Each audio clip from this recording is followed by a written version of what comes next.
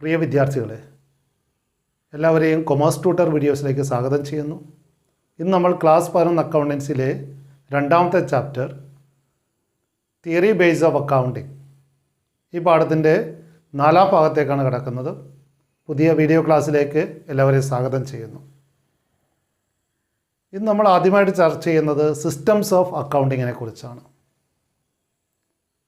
അക്കൗണ്ടിങ്ങിൽ അനുവർത്തിക്കുന്ന systems ഏതൊക്കെയാണ്? Systems of accounting. There are mainly two systems in accounting: double entry system and single entry system. The accounting system which is based on a dual aspect concept is called double entry system. Accounting കോൺസെപ്റ്റുകളിൽ ഏറ്റവും പ്രധാനപ്പെട്ട കോൺസെപ്റ്റായിട്ട് നമ്മൾ കാണുകയുണ്ടായി dual aspect concept. ഈ concept അനുസരിച്ച് എല്ലാ ഇടപാടുകളിലും ഏറ്റവും കുറഞ്ഞത് 2 ആസ്പെക്റ്റുകൾ ഉണ്ടെന്നും ആ 2 ആസ്പെക്റ്റുകളിലെയും കണക്കിലെടുത്തെങ്കിൽ മാത്രമേ അക്കൗണ്ടിങ് പൂർത്തിയാകുന്നുള്ളൂ എന്നുമാണ്. ഇത്തരത്തിലുള്ള ഡ്യുവൽ ആസ്പെക്റ്റ് കോൺസെപ്റ്റിനെ അല്ലെങ്കിൽ ആ തത്വത്തെ അടിസ്ഥാനമാക്കിയുള്ള അക്കൗണ്ടിംഗ് രീതിയാണ് ഡബിൾ എൻട്രി സിസ്റ്റം. ഈ അക്കൗണ്ടിംഗ് രീതിയിൽ എല്ലാ ഇടപാടുകളെയും അതിൻ്റെ റിസീവിങ് ആസ്പെക്റ്റും ഗിവിങ് ആസ്പെക്റ്റും നമ്മൾ റെക്കോർഡ് ചെയ്യേണ്ടിയിരിക്കുന്നു. നമുക്കറിയാം, ഏത് ഇടപാടാണെങ്കിലും അവിടെ ഏറ്റവും കുറഞ്ഞത് 2 ആസ്പെക്റ്റുകൾ ഉണ്ടാവും. ഒരു റിസീവിങ് ആസ്പെക്റ്റും മറ്റൊരു ഗിവിങ് ആസ്പെക്റ്റും.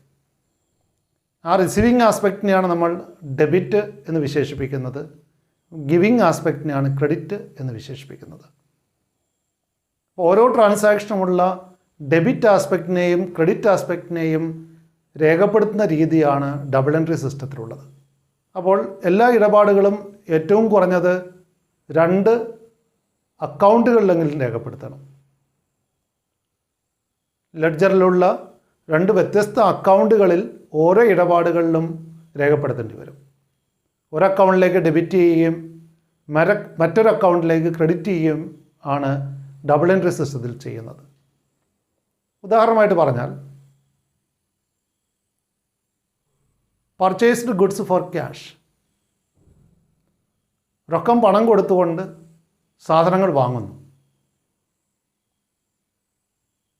ഈ ഇടപാടിലെ 2 ആസ്പെക്റ്റുകൾ അല്ലെങ്കിൽ അവിടെ നടക്കുന്ന 2 വ്യത്യസ്ത കാര്യങ്ങൾ. ഒന്നാമതായി, ബിസിനസ്സിലേക്ക് സാധനങ്ങൾ ലഭിക്കുന്നു.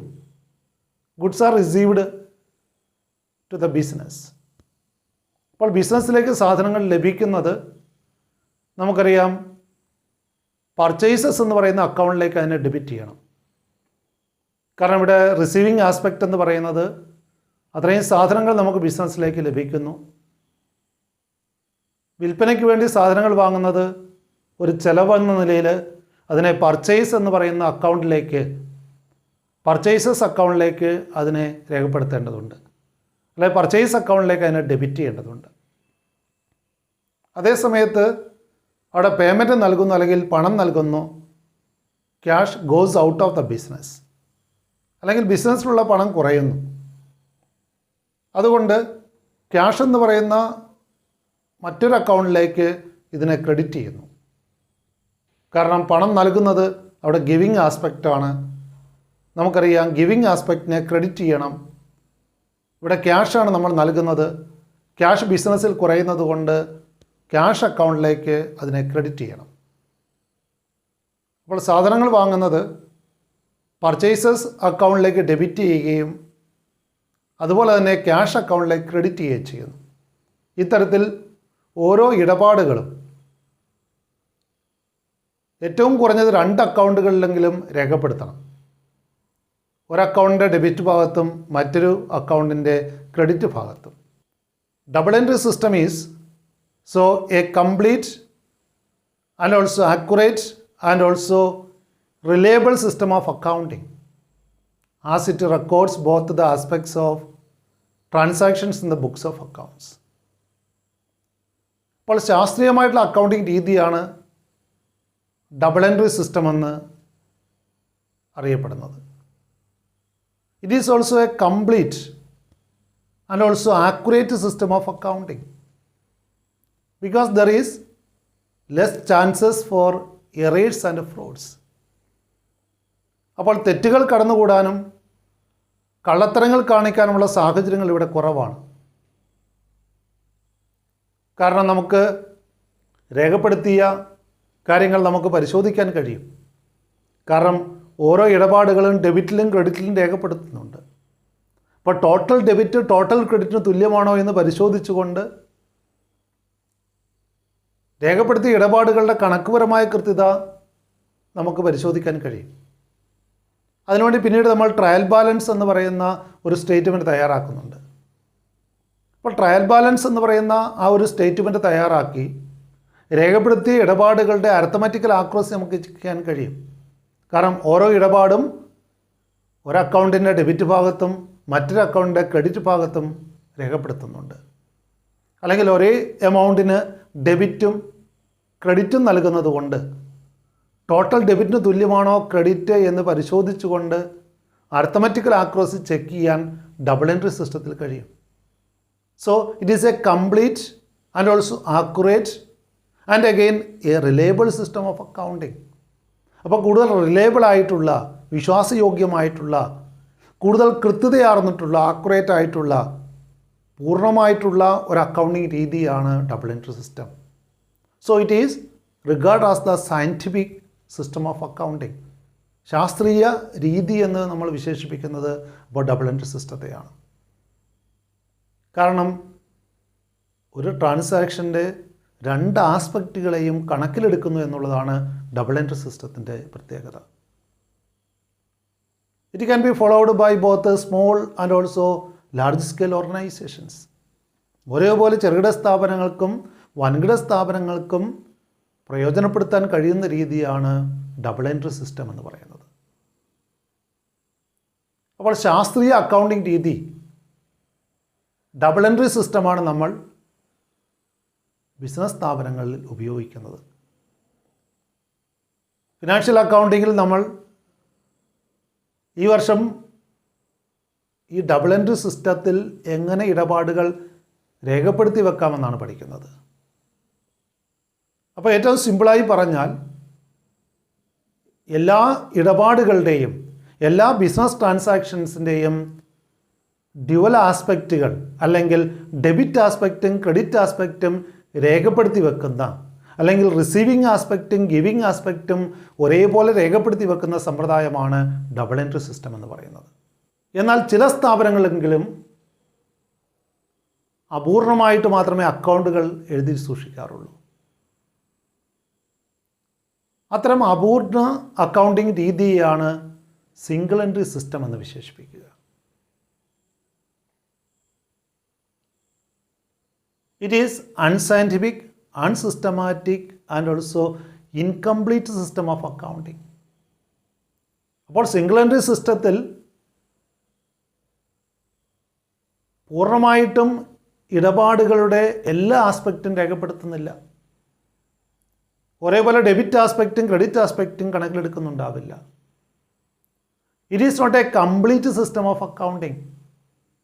അല്ലെങ്കിൽ ഇതിനെ നമുക്ക് വേണമെങ്കിൽ ഇൻകംപ്ലീറ്റ് റെക്കോർഡ്സ് എന്ന് വിശേഷിപ്പിക്കാം. അപൂർണമായ രേഖപ്പെടുത്തലാണ്. എല്ലാ ഇടപാടുകളുടെയും രണ്ട് ആസ്പെക്റ്റുകളും രേഖപ്പെടുത്തുന്നില്ല. So it is not a complete system of accounting. Under the system, in some transaction both the aspect may be recorded, and for some others only one aspect may be recorded. In some other cases no entries are made in the books of accounts. അപ്പോൾ ഇവിടെ complete ആയിട്ട് രേഖപ്പെടുത്തൽ നടത്താത്ത രീതിയാണ്, അല്ലെ incomplete റെക്കോർഡ്സിനെയാണ് single entry system എന്ന് പറയുന്നത്. നമ്മൾ കാണുകയുണ്ടായി ഇതൊരു അശാസ്ത്രീയ രീതിയാണ്, അല്ലെങ്കിൽ ഇത് പരിപൂർണമായിട്ട് ഇടപാടുകളെ രേഖപ്പെടുത്താത്ത സമ്പ്രദായമാണ്.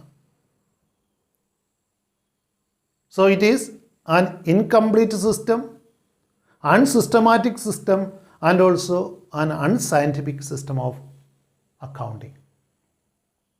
യഥാർത്ഥത്തിൽ ഇങ്ങനെയൊരു സിസ്റ്റം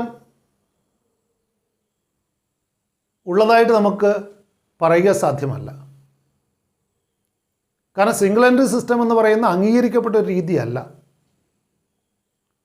അതിൻ്റെ പേര് തന്നെ ഒരു മിസ്നോമറാണ്, അല്ലെങ്കിൽ യഥാർത്ഥത്തിലുള്ളൊരു പേരല്ല.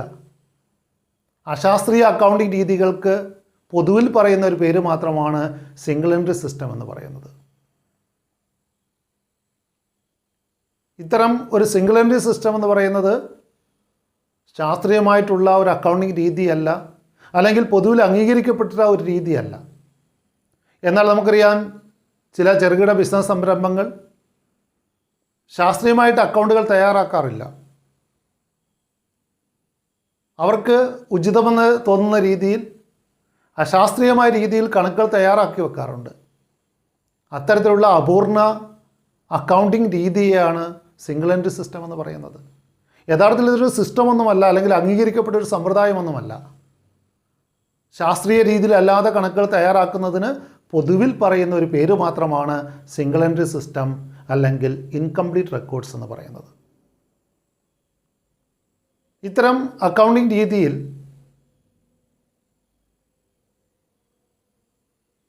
എല്ലാ അക്കൗണ്ടുകളും സാധാരണ മെയിൻറ്റെയിൻ ചെയ്യാറില്ല.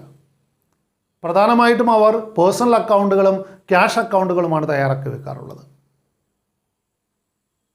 സിംഗിൾ എൻട്രി സിസ്റ്റം അവലംബിക്കുന്ന സ്ഥാപനങ്ങൾ പ്രധാനമായിട്ടും പേഴ്സണൽ അക്കൗണ്ടുകൾ, ഡെപ്റ്റേഴ്സ് അക്കൗണ്ടും ക്രെഡിറ്റേഴ്സ് അക്കൗണ്ടും, വ്യക്തികളെ സംബന്ധിക്കുന്ന അക്കൗണ്ടുകൾ, പണം തരാനുള്ളവരും പണം നൽകാനുള്ളവരും ആരൊക്കെ എന്നുള്ള കാര്യങ്ങൾ എഴുതി സൂക്ഷിക്കാറുണ്ട്. അല്ലെങ്കിൽ പണപരമായിട്ടുള്ള ഇടപാടുകൾ, പണം ലഭിച്ചതും പണം കൊടുത്തതും രേഖപ്പെടുത്തി വെക്കാറുണ്ടാവും. ഇത്തരത്തിൽ ഒരു ക്യാഷ് അക്കൗണ്ടോ പേഴ്സണൽ അക്കൗണ്ടുകളോ മാത്രമേ ഇവർ മെയിൻറ്റെയിൻ ചെയ്യാറുള്ളൂ. അസറ്റുകളെ സംബന്ധിച്ച് വ്യക്തമായിട്ടുള്ള വിവരങ്ങൾ ഉണ്ടാവില്ല, അല്ലെങ്കിൽ കൃത്യമായിട്ട് വരവ് ചെലവ് കണക്കുകളൊക്കെ രേഖപ്പെടുത്തി വെച്ചെന്ന് വരില്ല. അപ്പോൾ എല്ലാ ഇടപാടുകളുടെയും രണ്ട് ആസ്പെക്റ്റുകളും രേഖപ്പെടുത്തുന്നില്ല.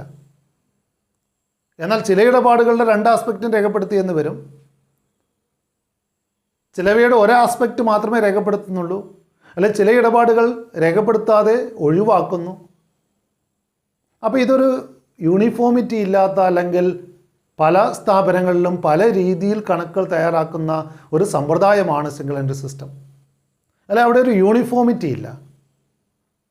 ഒരേപോലെയുള്ള രീതികളല്ല സിംഗിൾ എൻട്രി സിസ്റ്റത്തിൽ ഫോളോ ചെയ്യുന്നത്.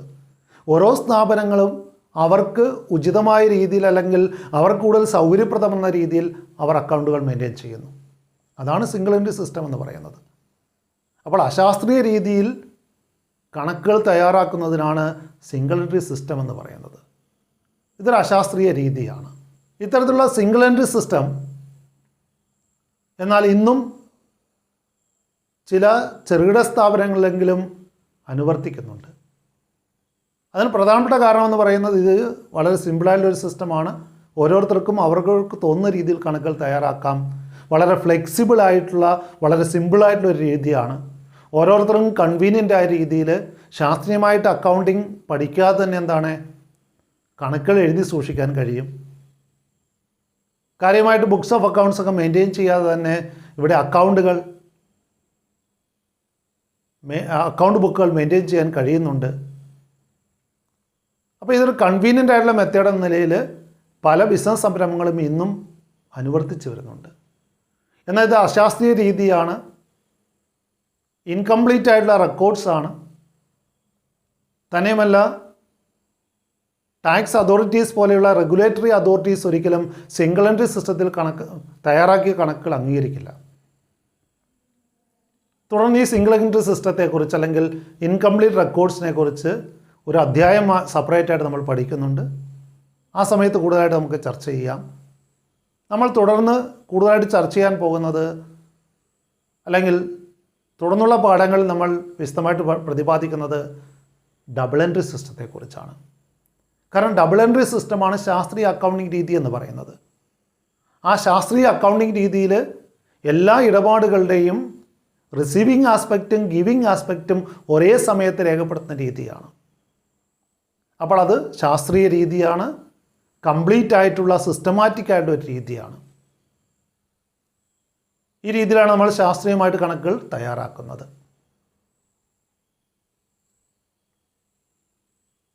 അപ്പോൾ ഇത്തരത്തിൽ 2 സിസ്റ്റംസ് ഓഫ് അക്കൗണ്ടിങ് സ്ഥാപനങ്ങൾ ഫോളോ ചെയ്യാറുണ്ട്. ഡബിൾ എൻട്രി സിസ്റ്റം ശാസ്ത്രീയമായ രീതി, സിംഗിൾ എൻട്രി സിസ്റ്റം ഇൻകംപ്ലീറ്റ് ആയിട്ടുള്ള അശാസ്ത്രീയ രീതി. തുടർന്ന് നമ്മൾ ചർച്ച ചെയ്യുന്നത് ബേസിസ് ഓഫ് അക്കൗണ്ടിങ്ങിനെ കുറിച്ചാണ്. 2 സിസ്റ്റംസ് ഉള്ളതുപോലെ തന്നെ പ്രധാനമായിട്ടും 2 ബേസിസിൽ അക്കൗണ്ടുകൾ തയ്യാറാക്കാറുണ്ട്. അക്കൗണ്ടിങ് തയ്യാറാക്കുന്നത് 2 അടിസ്ഥാന രീതിയിലാണ്. So about the basis of accounting. ഇവിടെ ബേസിസ് എന്ന് സൂചിപ്പിക്കുന്നത് നമ്മൾ റവന്യൂവിനെയും കോസ്റ്റിനെയും എങ്ങനെയാണ് റെക്കഗ്നൈസ് ചെയ്യുന്നത്, അല്ലെങ്കിൽ ഏത് രീതിയിലാണ് റെക്കോർഡ് എന്നതിനെ അടിസ്ഥാനമാക്കിയാണ്. ബേസിസ് എന്ന് സൂചിപ്പിക്കുന്നത് അവിടെ വരുമാനവും ചെലവും ഏത് രീതിയിലാണ് നമ്മൾ കണക്കിലെഴുതുന്നത്. ആ എക്സ്പെൻസിനെയും റവന്യൂവിനെയും റെക്കഗ്നൈസ് ചെയ്യുന്ന രീതി എങ്ങനെയാണോ അതിനനുസരിച്ചാണ് 2 ബേസിസ് ഓഫ് അക്കൗണ്ടിങ് ഉള്ളത്. പ്രധാനപ്പെട്ട 2 ബേസിസ് ഓഫ് അക്കൗണ്ടിങ് ആണുള്ളത്. First one is cash basis and second one is accrual basis. There are 2 bases upon which accounts are prepared. One is cash basis and other one is accrual basis. അപ്പോൾ എന്താണ് cash basis നമുക്ക് നോക്കാം. Under this basis, recording of transaction is made only when cash is received or paid. അപ്പോൾ ഒരു വരുമാനം അല്ലെങ്കിൽ ചെലവ് actually cash receipt അല്ലെങ്കിൽ പേയ്മെൻറ്റ് ലഭിക്കുന്നുണ്ടെങ്കിൽ മാത്രം രേഖപ്പെടുത്തുന്ന രീതിയാണ് ക്യാഷ് ബേസിസ് എന്ന് പറയുന്നത്. Here the recording of transactions are made only when actual cash is received or cash is paid. അപ്പോൾ അവിടെ ഒരു ചെലവിനെ കണക്കിലെടുക്കണമെങ്കിൽ ആ എക്സ്പെൻസ് പേ ചെയ്തിരിക്കണം, അല്ലെങ്കിൽ payment of expense should be made. ആ ചെലവ് കൊടുക്കുമ്പോൾ, പണമായിട്ട് കൊടുക്കുമ്പോൾ മാത്രമേ കണക്കിലെഴുതാറുള്ളൂ. അല്ലെങ്കിൽ ഏതെങ്കിലും വരുമാനം ആക്ച്വലി അത് കിട്ടിയെങ്കിൽ മാത്രം, പണമായിട്ട് ആ വരുമാനം കിട്ടിയെങ്കിൽ മാത്രം, റവന്യൂ ക്യാഷായിട്ട് കിട്ടിയെങ്കിൽ മാത്രം രേഖപ്പെടുത്തുന്ന രീതിയാണ് ക്യാഷ് ബേസിസ് എന്ന് പറയുക. ഈ ക്യാഷ് ബേസിസ് പലപ്പോഴും നോട്ട് ഫോർ പ്രോഫിറ്റ് ഓർഗനൈസേഷൻസ് ആണ് ഫോളോ ചെയ്യുന്നത്. ലാഭേച്ഛയില്ലാതെ പ്രവർത്തിക്കുന്ന ക്ലബ്ബ് പോലെയുള്ള സ്ഥാപനങ്ങളാണ് പ്രധാനമായിട്ട് ക്യാഷ് ബേസിസിൽ ഇടപാടുകൾ രേഖപ്പെടുത്തുന്നത്. ഫോർ എക്സാമ്പിൾ, ഒരു ചെലവിനമായിട്ടുള്ള റെൻറ്റ്, അവിടെ വാടക, ഫോർ എക്സാമ്പിൾ മാർച്ച് മാസത്തെ വാടക 2019 മാർച്ചിലെ വാടക നമ്മൾ നൽകുന്നത് 2019 ഏപ്രിൽ മാസമാണെങ്കിൽ അത് അടുത്ത വർഷത്തെ ചെലവിൻ്റെ പട്ടികയിലാണ് വരിക.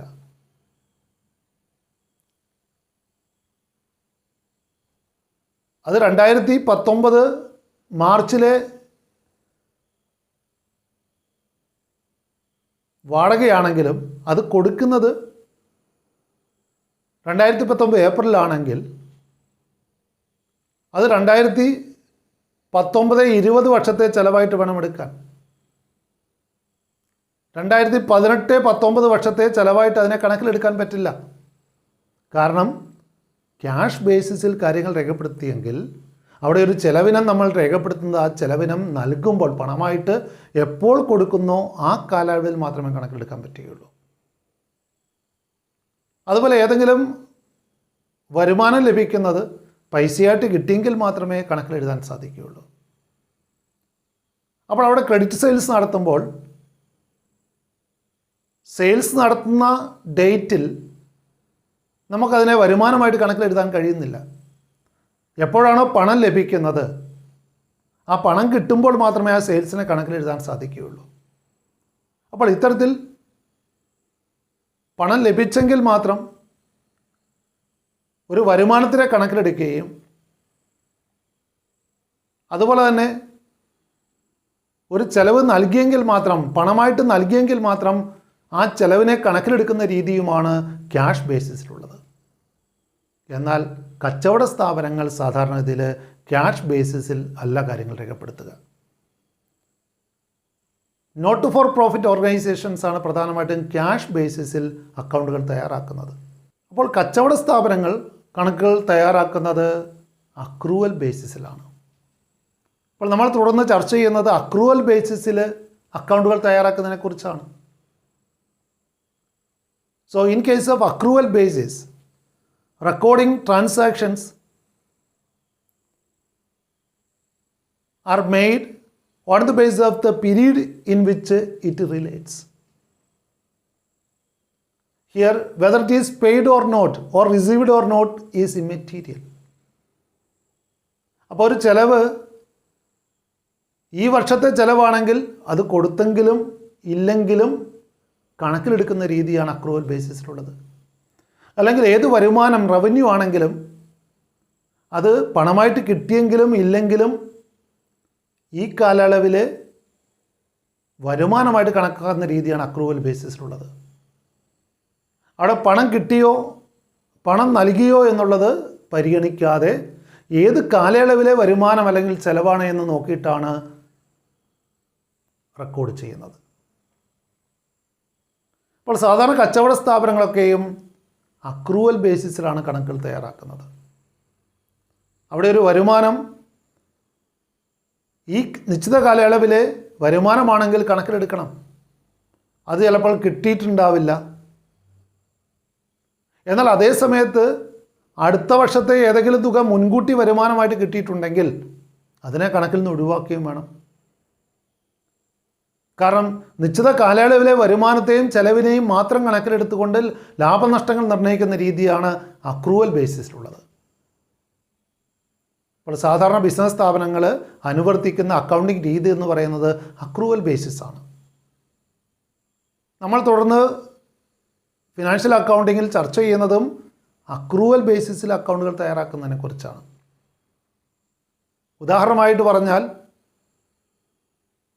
2019 മാർച്ചിൽ നടത്തിയ ക്രെഡിറ്റ് സെയിൽസാണ്. അതിന് പണം 2-3 മാസത്തിന് ശേഷമായിരിക്കാം ലഭിക്കുന്നത്. എന്നാൽ ഇവിടെ ആ സെയിൽസിന് പണം കിട്ടിയോ ഇല്ലയോ എന്ന് നോക്കിയിട്ടല്ല, ആ സെയിൽസ് നടത്തിയത് ഏത് കാലയളവിലാണോ ആ കാലയളവിൽ അതിനെ വരുമാനമായിട്ട് കണക്കിലെഴുതുന്നു. പണം കിട്ടിയോ ഇല്ലയോ എന്നുള്ളത് പ്രസക്തമല്ല. അപ്പോൾ നമ്മൾ കാണുകയുണ്ടായി റവന്യൂ റിയലൈസേഷൻ കോൺസെപ്റ്റും മാച്ചിങ് കോൺസെപ്റ്റും ഫോളോ ചെയ്തുകൊണ്ടുള്ള അക്കൗണ്ടിംഗ് രീതിയാണ് അക്രൂവൽ ബേസിസ് എന്ന് പറയുന്നത്.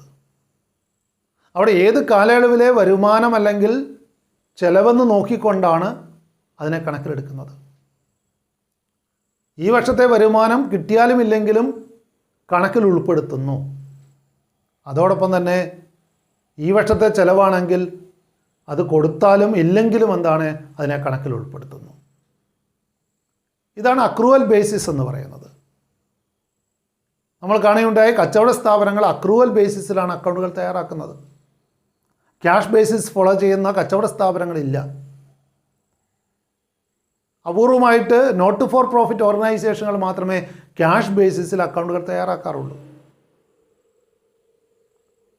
ഇനിയും നോട്ട് ഫോർ പ്രോഫിറ്റ് ഓർഗനൈസേഷൻ ആണെങ്കിൽ തന്നെയും പല സ്ഥാപനങ്ങളും ക്യാഷ് ബേസിസും അക്രൂവൽ ബേസിസും കൂടെ കമ്പൈൻ ചെയ്തുകൊണ്ടുള്ള ഒരു ഹൈബ്രിഡ് സിസ്റ്റം ഫോളോ ചെയ്യാറുണ്ട്. അപ്പോൾ ക്യാഷ് ബേസിസും അക്രൂവൽ ബേസിസും കമ്പൈൻ ചെയ്തുകൊണ്ടുള്ള രീതിക്കാണെന്ന് പറയുക ഹൈബ്രിഡ് ബേസിസ് എന്ന് പറയുക. ഒരു സങ്കര സംവിധാനമാണ് എന്ന് പറഞ്ഞാൽ ക്യാഷ് ബേസിസും അക്രൂവൽ ബേസിസും ഒരേപോലെ കമ്പൈൻ ചെയ്തുകൊണ്ട് ഉപയോഗിക്കുന്ന രീതി. ഉദാഹരണമായിട്ട് ചില സ്ഥാപനങ്ങൾ വരുമാനത്തെ ക്യാഷ് ബേസിസിലും ചെലവുകളെ അക്രൂവൽ ബേസിസിലും കണക്കിലെടുക്കാറുണ്ട്. അവിടെ വരുമാനത്തെ ക്യാഷ് ബേസിസിലും ചെലവുകളെ അക്രൂവൽ ബേസിസിലും കണക്കിലെടുത്തുകൊണ്ട് ഹൈബ്രിഡ് ബേസിസ് ഫോളോ ചെയ്യുന്ന സ്ഥാപനങ്ങളുണ്ട്.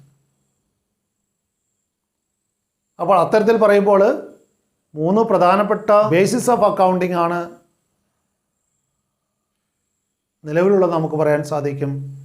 ക്യാഷ് ബേസിസും അക്രൂവൽ ബേസിസും അവ രണ്ടും കൂടെ കമ്പൈൻ ചെയ്തുകൊണ്ട് ഹൈബ്രിഡ് ബേസിസും. കച്ചവട സ്ഥാപനങ്ങൾ ഫോളോ ചെയ്യുന്നത് അക്രൂവൽ ബേസിസ് ആണ്. അതുകൊണ്ട് നമ്മൾ തുടർന്ന് ചർച്ച ചെയ്യാൻ പോകുന്നത് അക്രൂവൽ ബേസിസിനെ കുറിച്ചാണ്. അപ്പോൾ ഇന്നത്തെ ക്ലാസ് നമ്മൾ പ്രധാനമായിട്ടും ചർച്ച ചെയ്തത് 2 ടോപ്പിക്സ് ആണ്. ആദ്യമായിട്ട് നമ്മൾ ചർച്ച ചെയ്തത് സിസ്റ്റംസ് ഓഫ് അക്കൗണ്ടിംഗ് ആണ്. 2 പ്രധാനപ്പെട്ട സിസ്റ്റംസ്, ഡബിൾ എൻട്രി സിസ്റ്റവും സിംഗിൾ എൻട്രി സിസ്റ്റവും. അതിൽ നമുക്കറിയാം ഡബിൾ എൻട്രി സിസ്റ്റമാണ് ശാസ്ത്രീയ രീതി, അതാണ് നമ്മൾ തുടർന്ന് ചർച്ച ചെയ്യുന്നത്. അതോടൊപ്പം തന്നെ 2 പ്രധാനപ്പെട്ട ബേസിസുകളെ കുറിച്ച് നമ്മൾ കണ്ടു അക്കൗണ്ടിങ്ങിൽ.